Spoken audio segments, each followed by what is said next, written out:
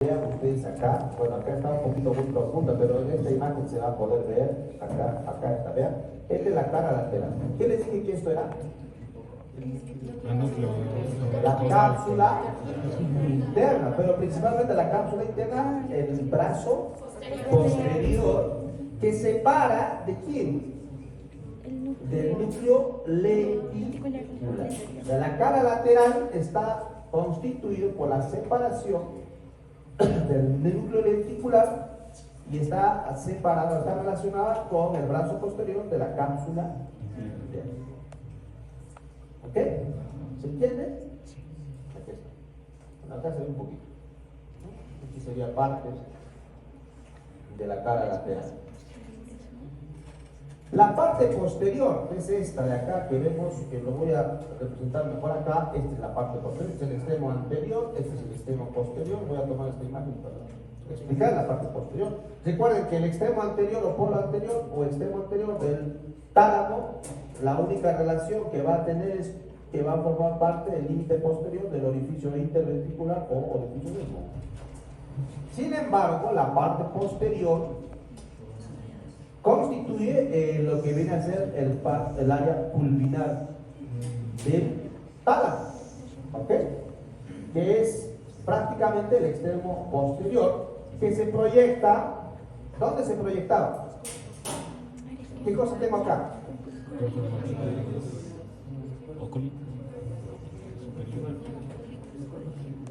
Eso, ¿no? Hacia la parte posterior y lateral de los cuerpos, de los corículos, ¿no? De los corículos. Y en esta parte vamos a encontrar en su extremo posterior y tanto lateral, porque ustedes ven acá, vean ustedes, yo tengo el eje acá, este es el eje medio talámico, y vemos en su extremo posterior y lateral, o sea, hacia acá, vamos a encontrar estos pequeños cuerpecillos, son dos en realidad, que vienen a ser los cuerpos geniculares, que están relacionados principalmente con el extremo posterior del tálamo, que se conoce como el pulvinar del tálamo. Y estos cuerpos geniculados son el número de 2, este que está en la parte externa, que se conoce como el cuerpo geniculado lateral, y este que está en la parte interna o medial, que es el cuerpo geniculado medial. ¿Okay?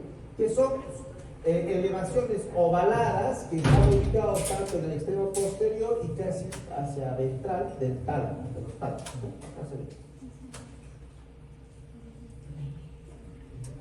¿Ven? Aquí está. ¿Sí? ¿No es cierto? Listo. Hasta ahí es la descripción anatómica del tálamo. ¿Cómo es la sistematización del tálamo?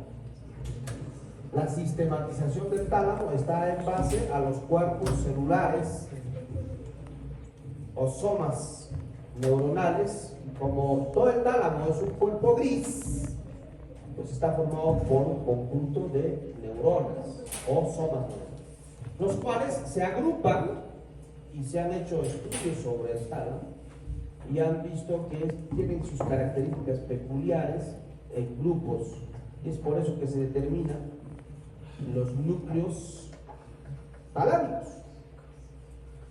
Es un poquito a veces difícil de entender, pero vamos a tratar de ser lo más explícitos posibles para que ustedes puedan entender cómo es que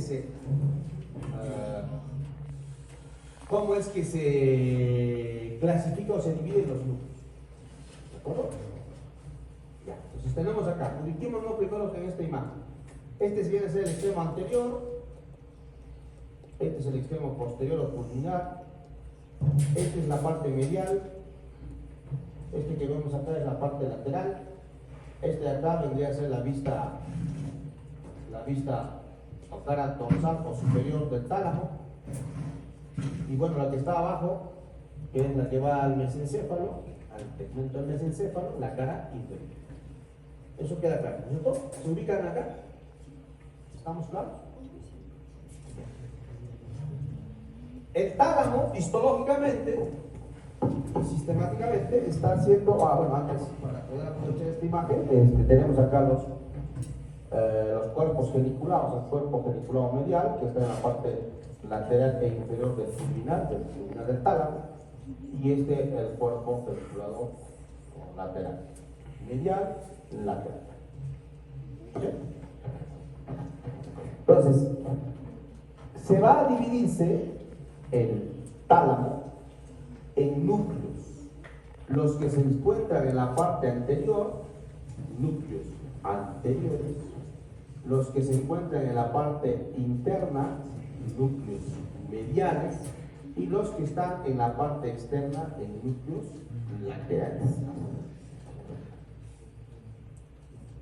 Para eso, el tálamo, al hacer el corte histológico, se vio de que estaba siendo dividido por una lámina intertalámica o intratalámica, que se dividía en dos laminillas, una lateral y una medial, en forma de Y, ¿no? Cuando uno hace la disección en el encéfalo humano, pues no distingue esta lámina. Uno tiene que hacer el corte y llevar a la histología y va a poder distinguir. Pero dentro de la anatomía macroscópica, pues es difícil de determinar cuál es cuál. Con las justas uno va a poder determinar el extremo anterior, el extremo posterior, la cara medial, la cara lateral, o el extremo posterior o pulvinar. Hasta ahí va a llegar nuestra comprensión en la estructura macroscópica. Pero en la parte microscópica y funcional tenemos que llegar hasta la sistematización del tálamo. Recuerden que en la cara medial teníamos una adherencia, ¿cómo se llamaba? La adherencia intertalámica, donde tenemos parte de los núcleos, el medio y el medial. Okay, los núcleos medio y medial. Hacia adelante es un solo núcleo, no va a haber ningún problema, que viene a ser el núcleo anterior. Hacia atrás, el núcleo pulvinar.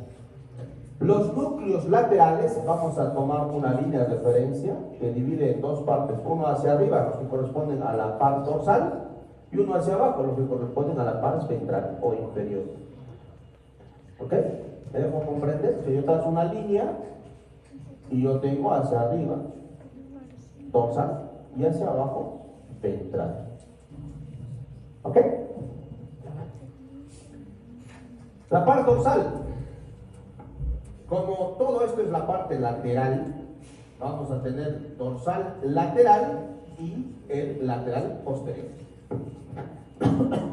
Los núcleos dorsal lateral y lateral posterior o posterolateral. Estos dos forman parte del complejo nuclear talámico que se encuentra en relación a la cara superior del tálamo. Y los complejos nucleares ventrales o inferiores son el ventral anterior, ventral lateral, ventral intermedio, ventral posteromedial y el ventral posterolateral. Que en conjunto el ventral intermedio con el posteromedial y el posterolateral forman el complejo nuclear ventral posterior. Si se dan cuenta, hay un término que estoy utilizando para la parte inferior. ¿Cuál es el término en común? Ventral. Por eso se dice que este complejo, la parte inferior, corresponde a los núcleos ventrales del tálamo. Y esto que está en la parte superior corresponde a los núcleos dorsales del tálamo. El dorsal lateral y el lateral posterior. ¿Se entiende? ¿Se entiende? Y bueno, pues hacia atrás tenemos el pulvinar. Existen núcleos intralaminares, ¿ya? Que se describen los intralaminares, ¿ya? Se puede decir. Entonces, no tenemos tálamos disecados, ¿no? Mucho menos tálamos en maqueta. Pero sí es importante desde el punto de vista funcional y desde el punto de vista clínico que ustedes sepan qué haces o vías pasan por el núcleo lateral dorsal, ventral lateral. ¿Por qué? Porque cualquier lesión en este complejo nuclear puede tener su efecto sobre esa vía. Cuando hay un infarto talámico, o a nivel, por ejemplo, un paciente con hipertensión arterial severa no controlada, y hace una hemorragia. Las hemorragias por hipertensión arterial realmente son intraparenquimales de vasos pequeños, rompen, y uno de los órganos complejos que suelen comprometerse vienen a ser el núcleo caudal o el tálamo, y vamos a tener problemas. Ahorita yo tengo un paciente que tiene una malformación arteriovenosa en el tálamo. Ahí vamos, ojalá lo podamos ver.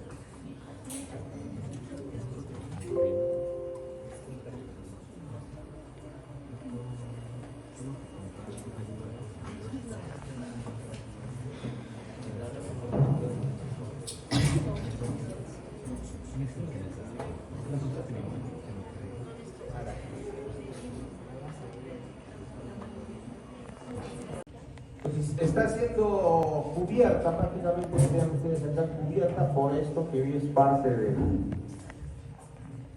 la cubierta del tercer retiro. Voy a encontrar que está formado por núcleos hipotalámicos. Estos son los núcleos hipotalámicos. Recuerden que acá tengo el quiasma. Este es el quiasma óptico. Entonces tengo los núcleos en la parte superior, el núcleo supraquiasmático. Obviamente para ambos hipotálamos, tengo un hipotálamo del lado derecho, tengo un hipotálamo del lado izquierdo, por lo tanto tengo un núcleo supraquiasmático derecho y un núcleo supraquiasmático. Hacia abajo tengo el núcleo arcuato, el que está por encima, el supraóptico, el preóptico, el núcleo anterior del hipotálamo, el paraventricular, está en la parte lateral. Posterior a ello tenemos el núcleo o área hipotalámico, núcleo hipotalámico dorsal, el núcleo dorsomedial, el ventromedial, que se va hacia abajo y se comunica con este que viene a ser el tubérculo mamilar. Y hacia atrás tengo el núcleo posterior o hipotalámico posterior.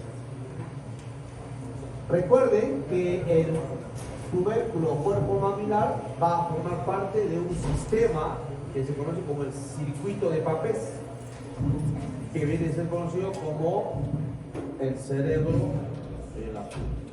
¿De acuerdo?